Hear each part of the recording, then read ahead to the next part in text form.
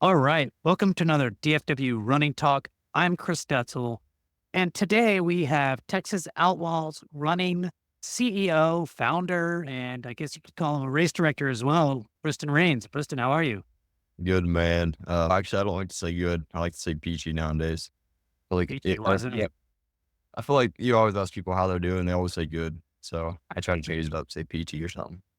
Yeah, But maybe there should be another question, before it. yeah, I feel like when you ask someone how they're doing, it's really like a hello.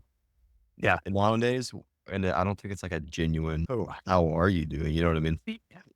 It's probably a good point. If I were to ask you exactly how you're doing and you have all these things going on, it depends. I'm doing okay in this, not okay in this, and those kinds of things. But hey, I'm really excited to talk to you today, Preston. And I remember probably 4 years ago hearing about one of your races.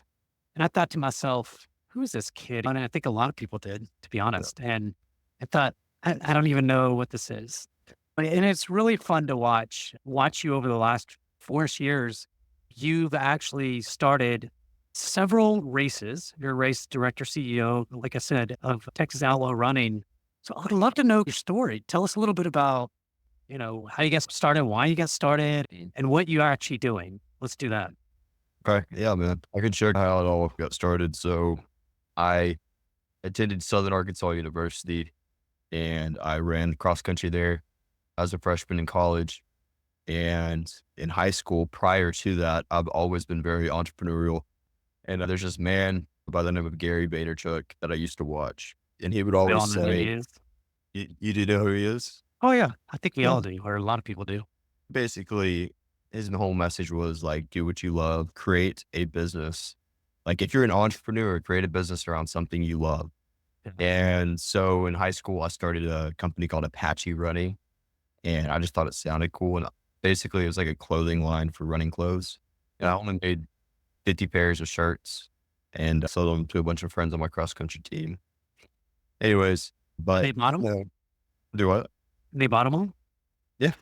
Yeah. I That's pretty think I cool. sold them. I don't, I sold them to a bunch of family, friends, stuff like that. Yeah, of course. Yeah. So that was like my beginning of delving into business and running. And Yeah. even prior to that, this is a funny story. I was 15 years old when I started a company called like Taller Clothing or something. And I was freshman, sophomore in high school. And a company called Poller Construction, I think is the name of their company, Ah, emailed me and said they were going to sue me if I didn't change my name. And I was ruh-roh. 15 years old. It was totally a not legit business, but So I better so, just not do this. yeah. And literally, like in high school, I played around a lot with businesses and things, and so I had a That's very pretty awesome. entrepreneurial mindset. But then I also loved running, and so going into college, I was running, and I was trying to think about what I wanted to do with my future because I'm a freshman in college. I'm a marketing major. I knew I wanted to get something involved with marketing and sports. Yeah. Um, and so I remember it was 2 weeks into college, and I'm sitting in a some type of economics class, and I'm just sitting there, and all of a sudden, this idea hits me of what if I started a running company to where I did coaching and races and merch, and it was all in one company. Yeah. And then in that class, I started writing down name ideas. I walk over to my dorm room, and as I put the key into my door of my dorm room, the name of the company hits me. At the time, it was Texas Devil Running Company, but it's now Texas Outlaw. But I walk in there, I tell my roommate, I'm like, "Hey, man, I'm gonna start this business, and I'm gonna put on races and coach and do all this stuff." And I grab this notebook that I still have, and I start to write down this business in this notebook. And I didn't have a lot of money at the time. I only maybe had a few $100 in my bank account. So I take that few hundred As a dollars. college student would, right? Yeah. Yeah, I didn't have anything. And that money was actually, I think, for my summer jobs. But I took all my money I had and I paid somebody for a logo, paid for a website, and that was it. And that was You all the build money. your own website or you had somebody do it? No, I built my own because I was broke. I had to do my own stuff. So, Yeah. Back uh, then, even 4 years ago, doing all of that stuff wasn't as easy as it is today with all the new tools that came out. Anyways, We don't have to get Mhm. into that, but anyway, keep going. You're not wrong. You're not wrong. It is way easier now than it was before. But Yeah.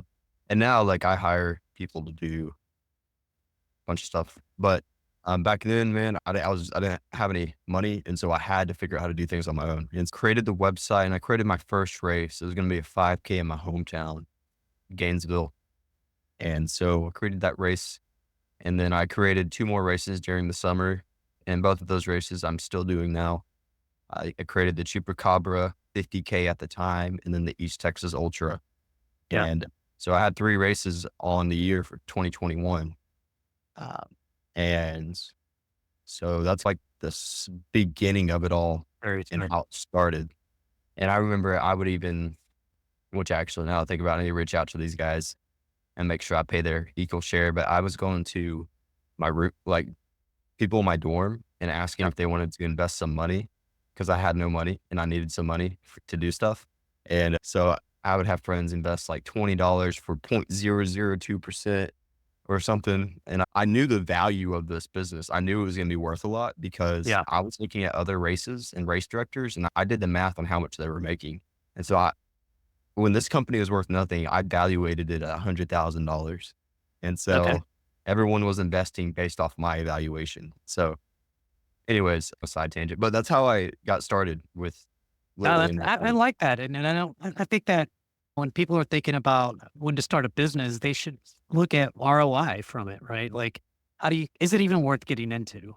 How is it proved to me? What are people making from, there's a whole business side of this. And I'll tell you this, and something that was, I was talking to Rob the other day. I don't know if Rob go in, but Oh, he was telling me, look, there's a lot of these race directors, especially in the past, that put on these trail races. And they did it just for the love of trail racing, which is fine and good, but they weren't looking at the business side of it, of making money. So they would just put on 50 milers or 100 milers and thinking they're going to make it, or they're going to get not necessarily make money or a lot of money because they weren't necessarily doing it for the money, but there's a whole business side of it. You have to pay people and you have to be able to, and he goes, look, putting in a 5K, 10K, 8 miler in those kinds of things, that was unheard of until really I think he's the one that started to do a lot of that in Texas.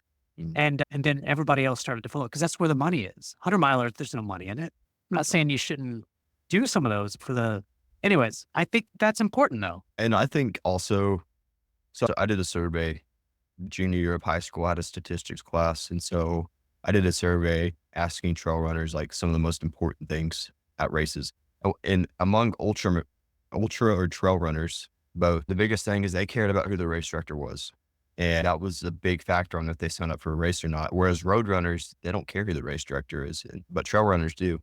And that made me realize if someone wants to start a running event company or trail running event company, you can't do it just to make money. You got to do it because you actually are a part and enjoy the sport Yeah. and you're actually involved. Because if someone comes in, and we saw this happen with Ironman buying out a bunch of trail race companies Mhm. and UTMB, everybody got all upset because basically these rich people that didn't care about trail running at all were coming in and just doing it for the money. And people don't like those intentions. People don't like participating in something when it's just a money grab. And so I think me having my experience and my passion with cross country and trail running when I was younger and combining that with my entrepreneurial side, I think it blended really well into what it is now.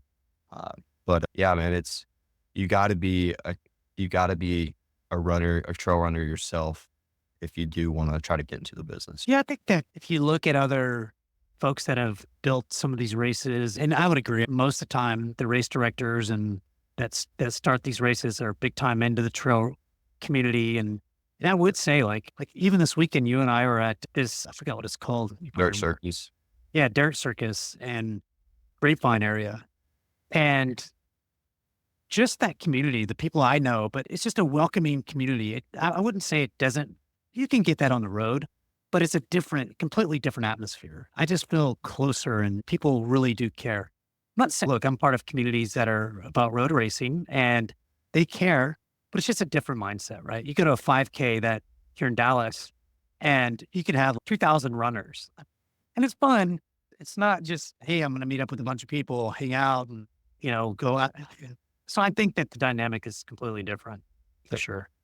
So you have what, 4 or 5 people that are on your team that really help out, or how does that work? Yeah. So currently we have 4. I'm about to add a 5th. So I'll explain that real quick. Yeah. So for 3 years straight, everything was me. I was race director, CEO. I was doing all the accounting, like every aspect of this thing I was doing, and I had to figure it all out by myself and I used like YouTube and Google and stuff to figure it all out. But as of last year, really this year, I brought on one of my best friends and college roommate. His name's Asher Hamlin. And he has been at races with me for the past few years on and off, just helping out. And so I brought him on full time as a race director. He's getting paid salary now to go Nice. and put on races. His wife that he just married, Mackenzie, she is his assistant race director, and she helps him just do stuff that needs to be done at the races.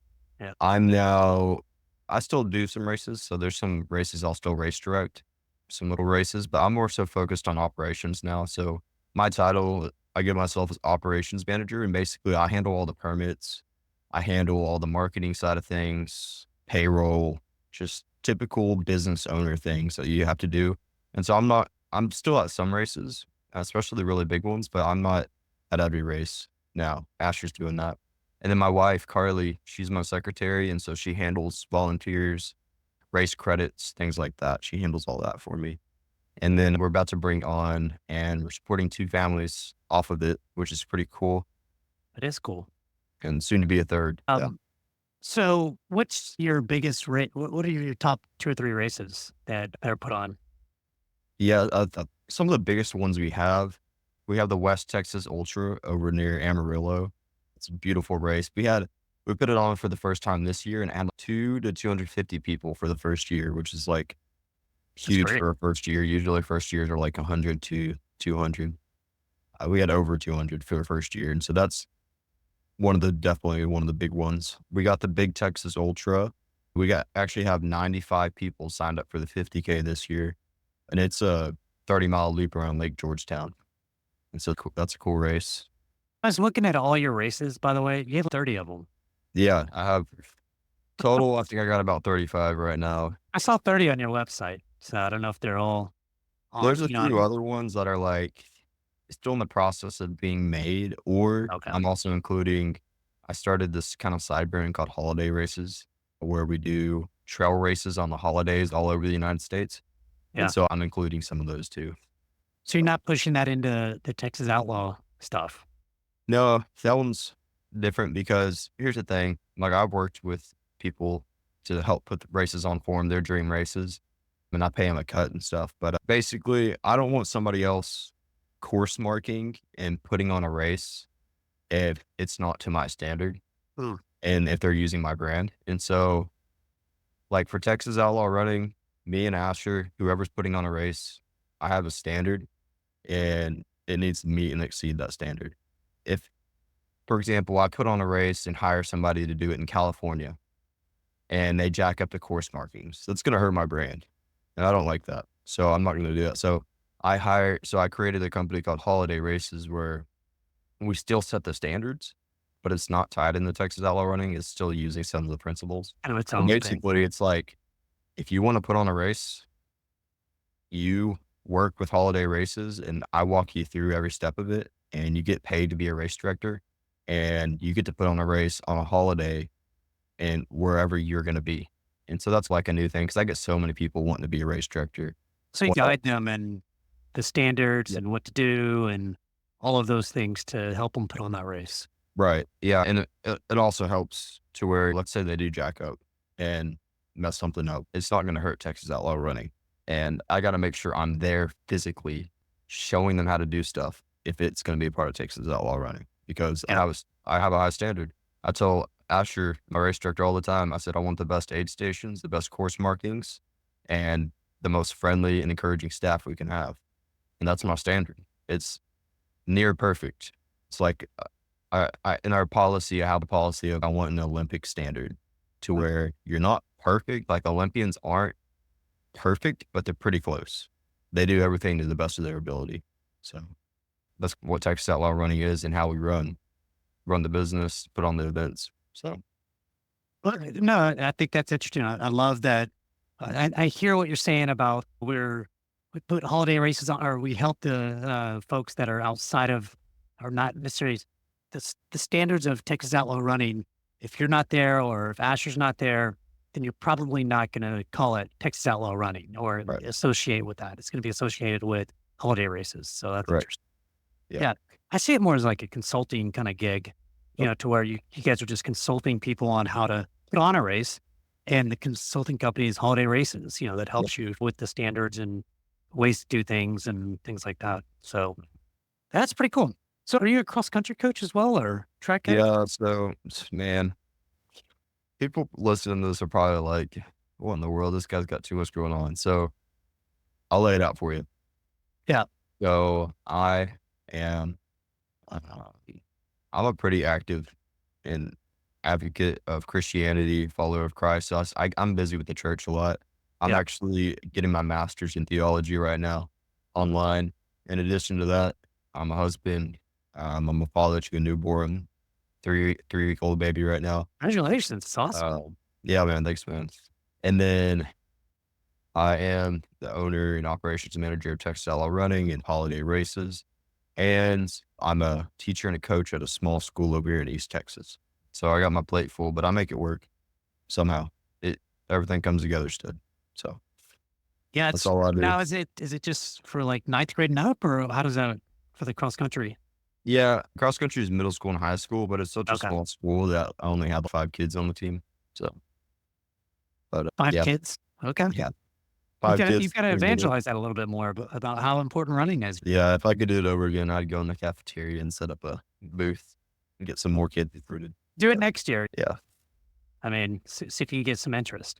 yeah, So you're pretty much all over Texas. Obviously, Longview. I think that's where you live, right? yep. And I remember as a kid driving to Longview. I'm in Dallas, and so my mom had a friend in Longview, and I thought it was the longest drive ever. It's 3 hours thing, Yeah. but you're used to driving. Yep. I mean, you're just like you said, you're not on the road as much as you were. So I guess that's positive with all the stuff that you're doing now. Yeah. And yeah, I was strategic having the baby, bringing Asher on. And honestly, at the time, I wasn't a coach or a teacher. That's the new thing. But at the time, I was working ridiculous hours. And so I knew it was time to bring Asher on. But yeah, I learned how to just enjoy the drives because we would have 10-hour drives every other week out to races and putting them on and coming back. Yeah, man, got used to the driving. So it's cool though. It felt like a trucking job because I was shipping supplies to the race site and then shipping it back, pulling the trailer. So How do you start looking at? There's a couple of things I want to talk about volunteers, and it seems like in every race that you go to, the volunteers are always the hardest to find, and especially if they're having to drive far, and it's obviously people have full time jobs, but they come on their own to volunteer. How do you incentivize and think about that? Look at your website and it tells you what they get, but how do you manage that? yeah, so for volunteers, honestly, we have a great volunteer community with Texas Outlaw. We got a lot of like repeat volunteers, great people. Yeah. But basically, what I do is, as we're putting on these races, some of them are bigger than others. So like the volunteer need depends on how big the race is. But pretty much what I do is I let participants know, hey, the race is in a week or 2 weeks, and we need some volunteers. We need 3 volunteers or 10 volunteers or whatever the amount is. And I let them know, hey, like for this race to be successful, we need people to come out and volunteer. And I think it's a bonus too that they get race credits towards our races. And we Yeah. have so many that they're able to use those race credits. Whereas if you're volunteering for a race that's once a year or a race company that doesn't have many races, you can't really use those credits like you would like to. Whereas we're all over, so you're able to use them Yeah. wherever.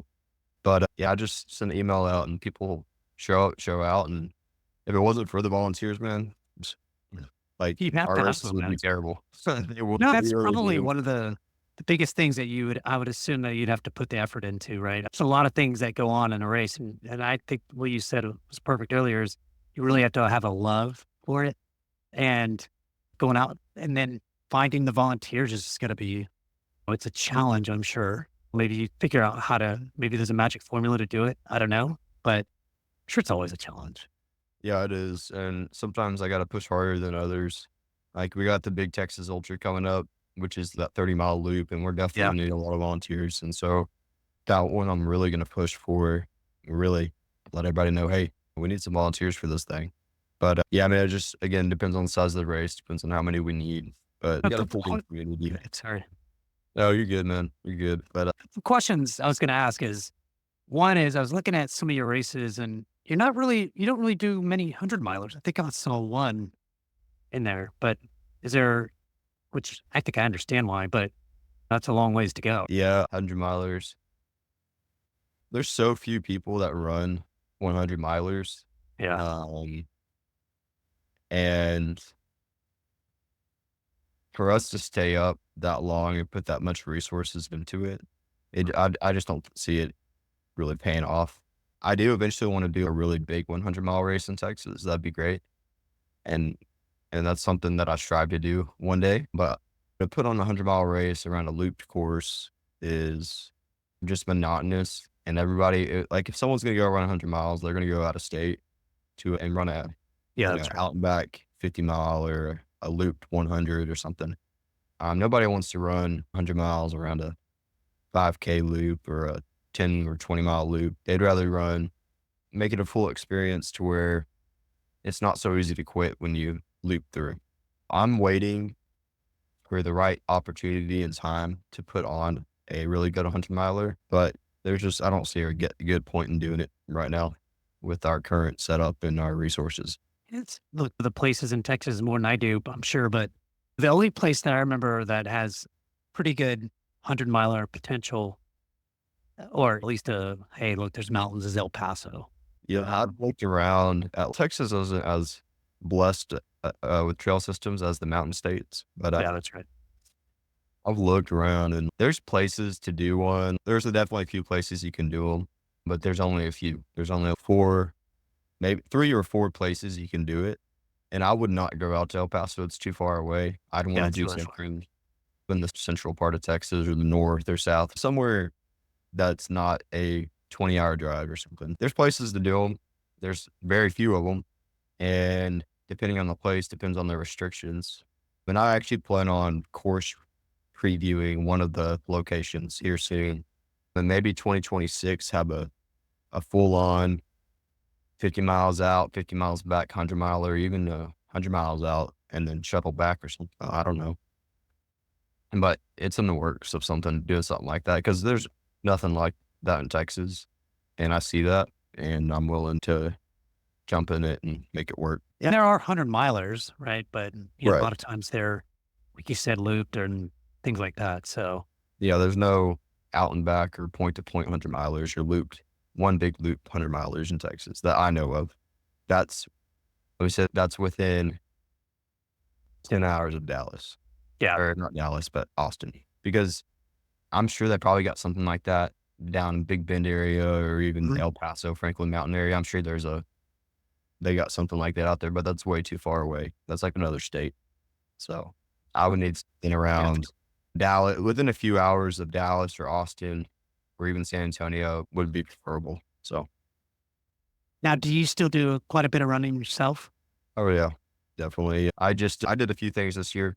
So I carried a cross for 24 hours straight and I covered 40 miles and it was a 60-pound cross and that's on YouTube.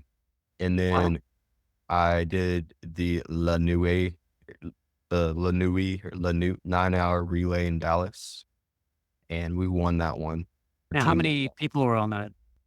it's a 3-man team and we would run a loop and then switch. And it was I think it was like a 5K loop or something. Okay. A lot of switching then.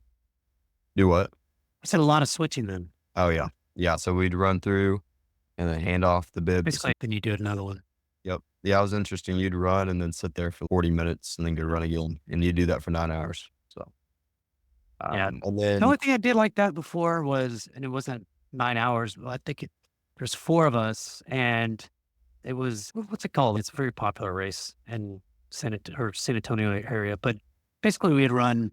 It was a 30 something miles each, right? And then you just get up, run there was a red, green, and yellow loop, and each one's a different mile. So one was 8 miles, one was 5, and one was 3. And we just do it 3 times each, but we had to switch off all the time. And it took us, I think, 19 hours overall to do it. And those are fun because you're doing it with the team. I really like the team things like that. I don't like to do it on the road too much, but so are all your races pretty much trail?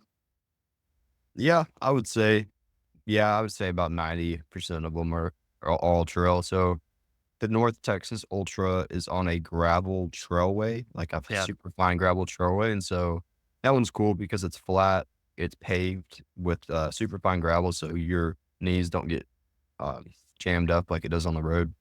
And it's anywhere from a 10K to a 100K. And so a lot of people like to go out there and run some fast ultras. Yeah. And we even had a blind runner come out and run a 50K this past year. And if that was a trail, I don't know if he would have been able to do it. But the fact that it was a paved Yeah. gravel trail and it was wide and flat with no roots or anything, he was able to do that 50K distance.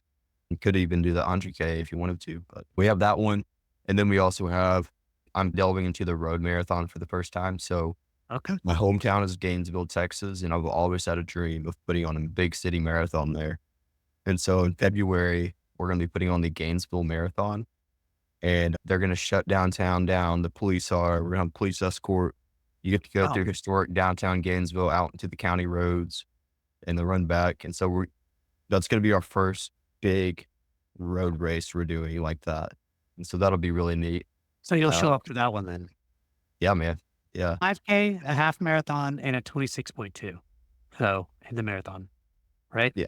No, the Gainesville Marathon is, since it's the first year, I'm just doing a 5K, 10K half marathon.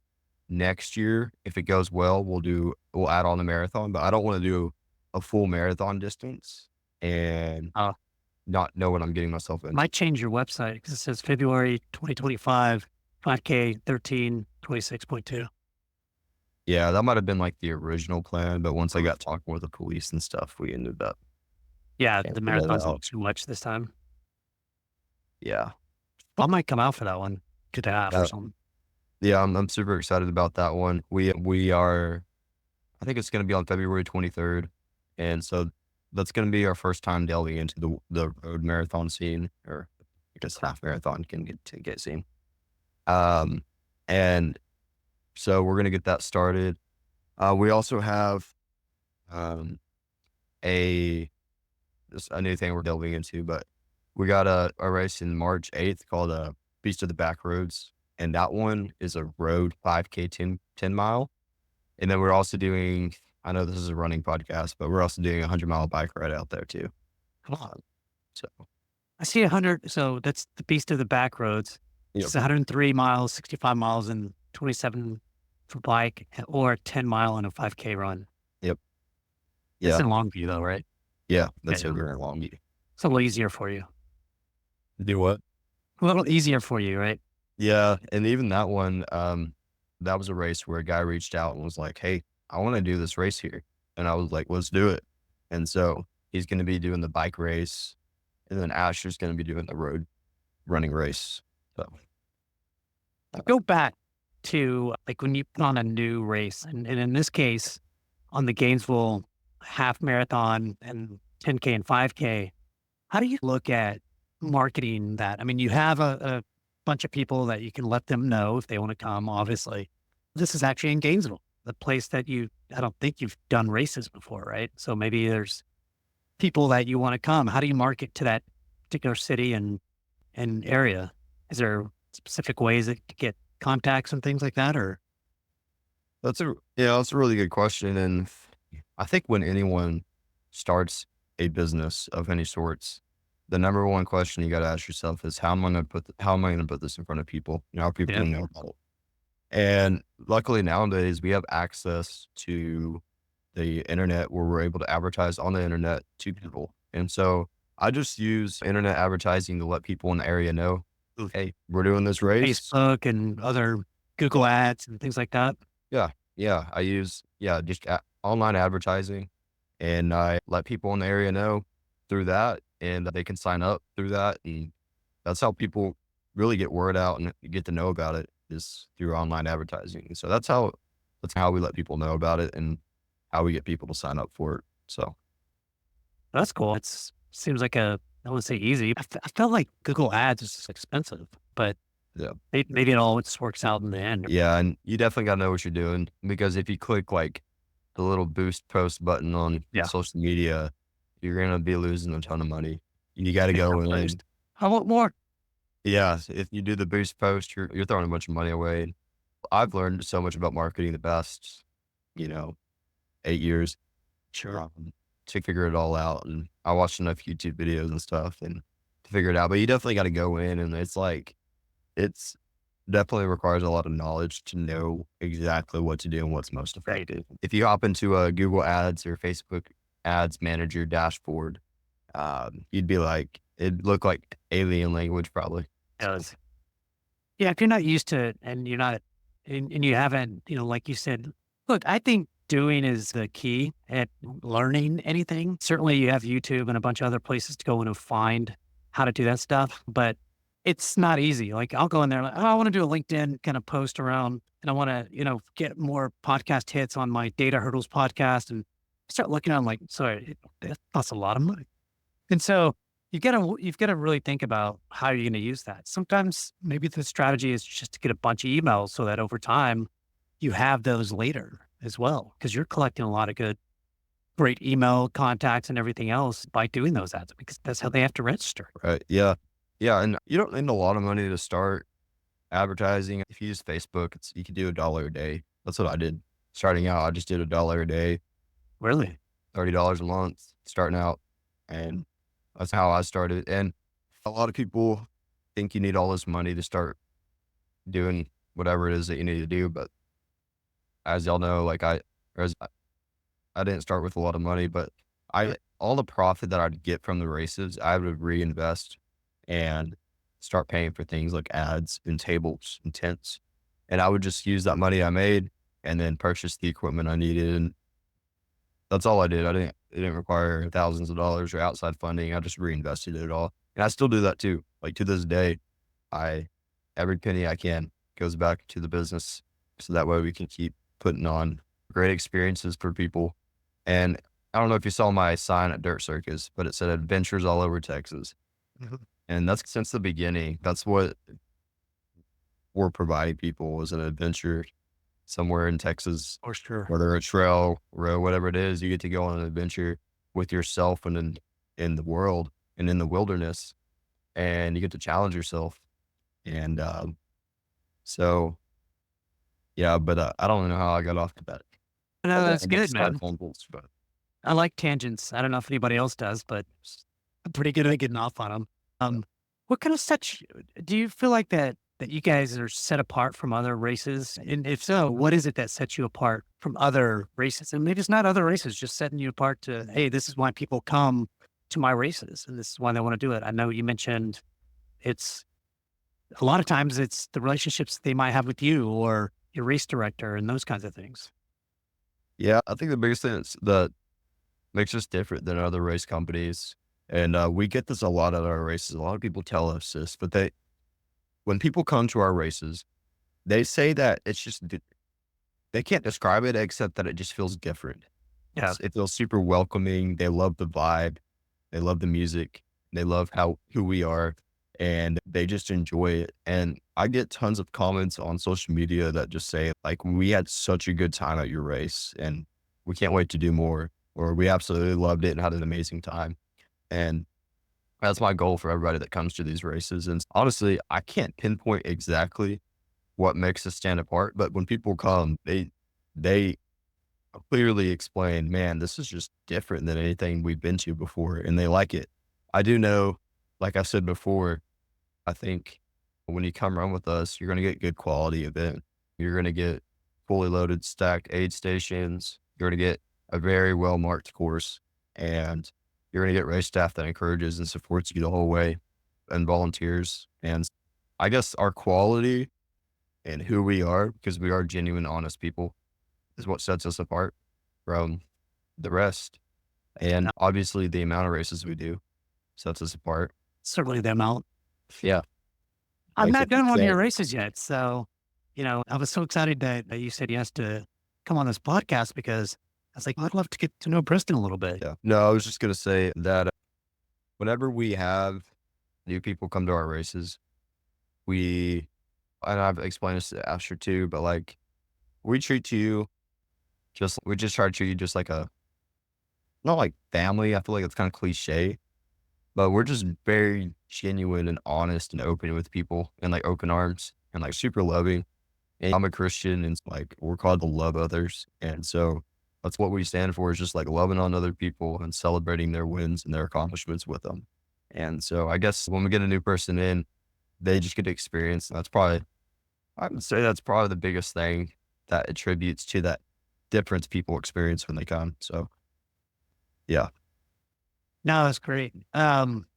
Looking around, you've got a great website, by the way. It's very clean, crisp. It tells you exactly what you need to do or where you need to go. So I really like it. You have not just a website, but you have a podcast, you have a social Facebook group, which I would thought there would be like thousands on there. There's 228 or something.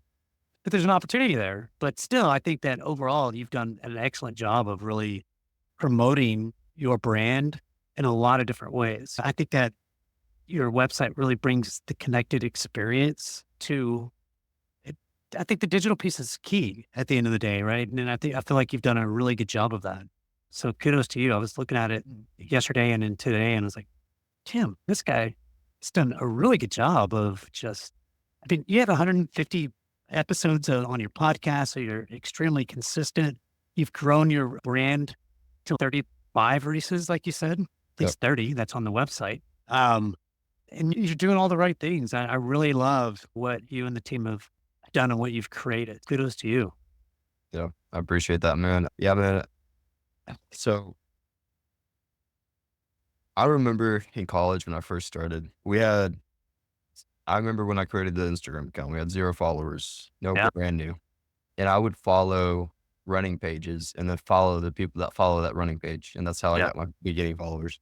And I had nothing. I started with absolutely no content, no races, nothing. And looking back now, because now we have, like you said, everything's tied in and very consistent. And back then and even now, my perspective is just one brick at a time. Mhm. And so what you see now is accumulation of 4 years of putting a brick on top of a brick every single day for the Yeah. past 365 days. And when I look at other race directors, most of the other race directors are older. And one thing I have on them that they I mean, don't pretty have, much all of them. yeah, they're pretty much all older. And the perspective I've always held is I'm young. And if I just do something every day for the next 40 years, I can do something that these guys can't because of time. I have time on my side. And so I just looked at it as a perspective of just adding a brick every day. And every day is a brick, whether that's a piece, something posted on social media, a podcast episode, making the website better, whatever it is. And I'm hundreds of hours into the website. That is something that has been developed and worked on and made to where it is now. Took a lot of time, a lot of late And night. it's hard to become simple. And when you look at, all the things that you're doing and all the platforms that you're on and things like that, it's hard to bring it into one website. And not to stick to this website thing, but you've done a very good job of keeping it simple. And I think that's the key is if it's everywhere and I don't know what's going on and I can't even help. I'm sure you guys are drawing pretty good traffic from there because people want to sign up and things like that. So again, Mhm. kudos to you. And we're keeping it simple over the years. Like you said, you've been laying the foundation and the brickworks. You've thrown one brick at a time and it's not just over here or over there or like it's somewhat consolidated and it looks pretty good on pretty impressive. Well, and I would say too, to that, you talked about how simple it is. One thing I always tell people now is just to keep it simple. Yeah. Like me, I'm very pragmatic and rational. And I want it to the point, and I don't want a bunch of extra stuff. I just want to I want the meat. I don't want all this extra stuff. And whenever I consult or talk with people that are trying to build a brand, the biggest thing I tell them is just to keep it simple. And yeah, there's a lot of ideas we have and things I could do. But at the end of the day, I want stuff that's going to have the most impact and that's the most efficient as possible. And, and yeah, like you said on the website, we got races, the store, content, and coaching. Yeah. You click on what you want. You want a race? All right, here's the races. Here's where they are, when they are. You want to sign up? There's a register button. Just to the point. And that's just how I operate. That's just how I am. I'm to the point, and I don't like all the extra fluff. And I don't think people in general like all the extra fluff. They just want to be able to get what they need and go. So, Is there anybody that, and maybe this is a hard question, maybe it's not, I have no idea, but that you really respect from the trail running community that has done some of this stuff really well or anything like that? Do you look at anybody and say, that person did a really good job? Or really, I don't know, maybe there's not, maybe there is. yeah, I was like a conglomerate of people. And so, like, when I first started, I didn't know what I was doing. So I would look at trail racing over Texas Yeah. um, or run bum races or Arabica running. And I would look at even like Ironman, and I would look at how they have their stuff set up and what are they doing and how's everything laid out. And so I just took things I liked from all of them and put it into my website and then added on things that I thought should have been added. And so it's a conglomerate of all of the successful race organizers that you will see or know in the running community. So Yeah, no, that makes sense. I've run on race once. I was in Tennessee or something like that. uh, Pretty cool race. I forgot what it's called, but it was really hard. yeah, you have some cool ones. So Yeah, I think you can learn a lot from the entire trail running community, and even I'm sure you can learn a lot from the road racing community as well, and how they market it and things like that. Look, I'm always a big fan of, hey, who's doing it the best? I remember, so and I know it's not about running, but I think that like I build online communities for a living or yeah, B2B companies, but the ones that are the B2C companies build really cool online communities. The B2B are a little bit more stuck in the old school thinking in some yeah. ways, right? And so how do you get yourself out of that old school thinking and just do what you're doing, right? I mean, you're all over social. Everybody is now. But anyways, anything that you think I should have asked that I didn't ask? Oh, good question. I don't know if I've ever had anyone ask me that in podcast. Let's see.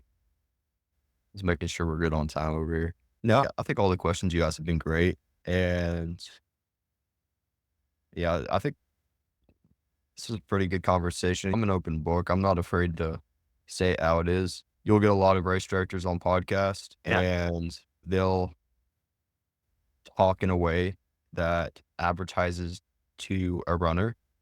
And in a way they manipulate what they say to make it Mm. sound good to the end consumer. So that way they'll come run their races. And for me, man, I'm an opus, honest book. I'm completely raw. I don't care what other people think.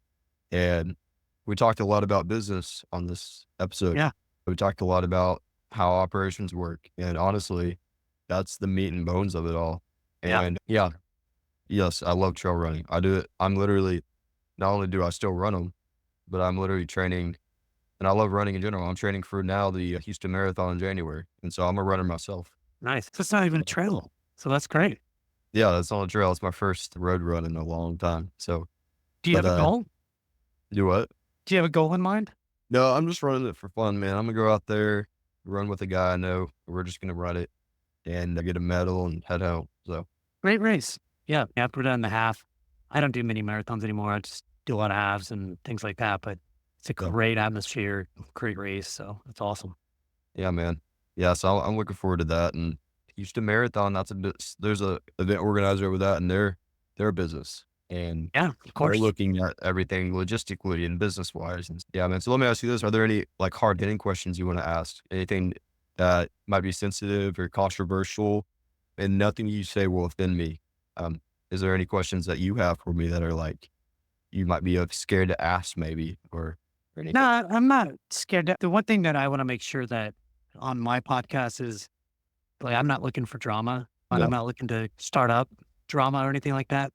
I would say, remember in the very first of this podcast, again, I'm very impressed with what you're doing. So there's no, but a lot of people in the beginning were like, who is this Briston guy? And he's come on scenes and things like that. And I'm sure for you, maybe you just didn't care, but I'm sure there's some of that, right? Like, it's okay. I'm getting on the scenes and I'm just now starting. How did that, the beginning, how did you feel? And did you just didn't think about it? What went on in your mind? Maybe you didn't feel that way, or maybe you didn't see that, Mhm. but I did. Just like, I I thought that. I mean, was like, who's this kid? Is yeah, he, but over time, I've really been pretty impressed. thanks, man. Yeah. Yeah, I'm glad you actually brought that up because the beginning was very interesting when I first started. So, but I had to start somewhere. In the beginning, I remember I posted in that DFW running group, "Hey, I'm putting on the hardest marathon, 26.2 I mile think I marathon remember in that. Texas." That's my group, by the And way. yeah, that was your group. And I remember people were pissed. They were like, Yeah, I remember that. "What do you mean hardest?" They were like, "The habanero is the hardest, and the habanero doesn't even have a 26-mile marathon." So I was like, "What are you talking about?" But, yeah, I put that in there, and I'm pretty bold and confident and stuff like that whenever I'm saying stuff like that, and I looked around at every single 26.2-mile marathon in Texas, and there was not one that's in the middle of the day that started at noon on July in the middle of July Yeah, on yeah, sand. Um there wasn't one. Yeah, there was a Habanero 100, but they didn't have a 26.2-mile marathon. This is the hardest marathon in Texas. And so I posted that, and a lot of people were pissed. And I remember Rob commented, and he said something like, Rob Goyen with Charging over Texas, he yeah. said, he backed me up. He said something like, every dog's got to eat or something. I don't remember exactly what he said, but he basically was supporting me and He's pretty. supporting what Yeah, I was doing.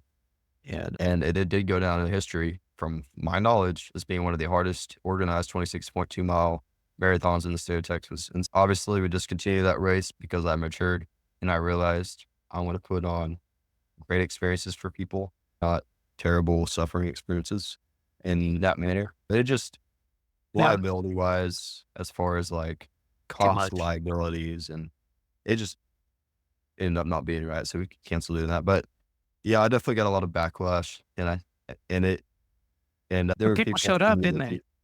Yeah, yeah, and there were people in the community that were like, "I'm never gonna run on your races. Your races are terrible." And these are people that never ran with me before, and I remember that, and it did definitely affect me in the beginning because I can sometimes be a people pleaser depending on the day and Yeah. my mood. But yeah, I took that backlash to heart, and then I would have people tell me, "Don't take it to heart." And I would have people tell me, "If you didn't have the hate, and you're not doing it right." Yeah. And so, but if anything, it just fueled the fire to allow me to want to put on better, more professional races, because when people would say things negative, I'd be like, "How can I prove them wrong? What can I start doing now?" And yeah, I love, Briston, that you took that to heart. You had the race. Sure, it was really hard. You learned from that race. And one of the things that you said was, look, I want a better experience race. It doesn't have to be easy. It still can be hard. Obviously, anytime in the summer you run in Texas, it's going to be hard and hot and all that kind of stuff. You want people to have a more enjoyable race, right? And that's what you're starting to create and have created. Geez, you have 30 plus races and you've been extremely successful. So I say hats off to you and the team, and you should be proud of what you've done, you know? yeah, I appreciate that, man. Yeah, it was a long, uh, like a long emotional roller coaster for me. I have a video actually of me 1 year ago today, this close to quitting, giving it all up. I'll talk about that real quick because that was actually a really Yeah. interesting time. So I graduated college last year, and I had to live on the business for the first time. And this is my first time paying myself when the business was last year. So I built this thing over 3 years, reinvested everything back into it. I would pay for a few $1,000s for my college tuition each semester out of the business. But as soon as I graduated college, it was my first time ever living on my own. And it was either live or die. It's Mm. either I put on more races to live off this business and the business keeps going, or I go get a regular job and this business dies. And so it forced, I didn't want this thing to die. I've been building for 3 years. And so I began to put on or start creating races for the consistency that we have just so I could live, just so I could pay the rent. pay for food, pay the bills, and pay for gas. And I lived very frugally at the beginning of this year. And then after a few months, after living out the business for 6 months, things started to take off in January of the beginning of this year. And for the first time ever, I was seeing these huge numbers every month that were very consistent, that came out of nowhere. But right before that, though, I was this close to quitting and giving it all up. I literally have a video of me crying in my apartment over here that I'm in right now. And in the video, I'm like, I don't know if I can do this, because I was getting a lot of hate online with people being like, super just, I'm okay with criticism, but just Yeah. extremely hateful criticism. And on top of that, I'm barely Not paying against anybody. yeah. And I'm over here barely paying the bills, pouring my heart and soul into this thing. And then I'm getting all this hate criticism online. And I was just done. I was like, I'm done. I Mhm. called a few people saying, hey, do you want to buy some races? I don't know if I can do this anymore. And that was like in November of last year. And I don't know, slept on it and was finishing out some races. And then January hit. And all of a sudden, like I had started to have these huge numbers. And all those races I had planned had started finally coming in. And I started to see these huge numbers come in I get paid every 2 weeks from Ultra sign up. And I started seeing all these big numbers coming in. And then January, February, March, they were very consistent. And I was like, okay, like I can live off of this comfortably now. And I still pay myself a modest salary. I was paying myself, at the time, $3,000 a month for my wife and I. And my wife doesn't work because she has narcolepsy Mm. and she's not able to drive. I was living off $3,000 a month. And even still to this day, yeah, we're bringing in a lot more money now, but I'm still paying myself very frugally, just enough to get by. I don't need a big salary. But yeah, that was a scary time, man. And I still have the video on my phone. I like recorded myself about it because I was like, maybe in the future I can look back at this and see I bounced back, or maybe in the future I'll look back on this and see how it started all crumbling. One of the two. Yeah, but Look at you, man. This year's turned around a little bit. yeah, And person, I know we're pretty much up on the hour. It's been really great to hear your story and all the things that you've accomplished and gone through. And look, I think there's always good and bad things that happen, or I don't know what's call them bad, but there's always hurdles that you have to jump through and you have to learn. And when you deal with retail kind of stuff and opinions, because in trail running and in general, it's like running in general, is there's a lot of people's opinions and they've done a lot of races. So they think they know exactly what you need. But look, you've done it, been there, and you continue to kill it. So congrats. Of thanks, man. I appreciate the support and encouragement. So, course. but yeah, man, I appreciate you for letting me come on here and you ask me a bunch of questions for people to learn more. So Yeah. Thanks for tuning in to another DFW Running Talk. I'm Chris Stetzel, and please don't forget to rate and review us. And Briston, thanks again. thanks, man. All right.